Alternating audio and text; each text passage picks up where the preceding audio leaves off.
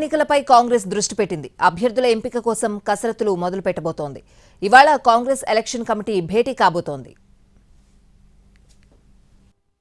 Parliament ఎన్నికల్లో పోటీ చేసే అభ్యర్థుల ఎంపికపై కాంగ్రెస్ కసరత్తు మొదలుపెట్టింది.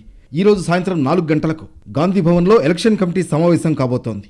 ఇప్పటికే డీసీసీల నుంచి పోటీ చేసే ఆశావహుల జాబితాను పీసీసీ కోరింది.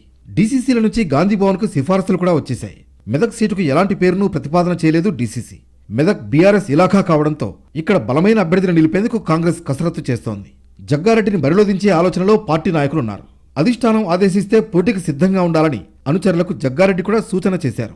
సంగారెడ్డిలో ఓటేని 80,000 మందికి కూడా తాను జవాబుదారీ అంటూ గతంలో జరిగిన డ్యామేజీని సరిదిద్దే ప్రయత్నం చేస్తున్నారు.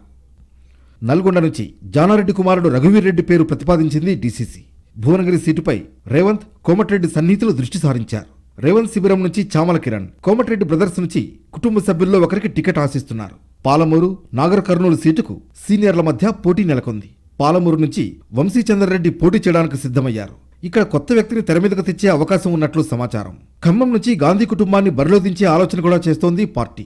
ఈ రోజు జరిగే ప్రదేశ్ ఎన్నికల కమిటీలో అభ్యర్థుల ఎంపిక, పార్టీ అనుసరించే వ్యూహాలపై చర్చ చేయనున్నారు. ఫిబ్రవరి 2వ తేదీ నుంచి సీఎం రేవంత్ జిల్లాల పర్యటనకు సిద్ధమవుతున్నారు. ఉమ్మడి ఆదిలాబాద్ జిల్లా నుంచి రేవంత్ పర్యటనలు మొదలు కానున్నాయి.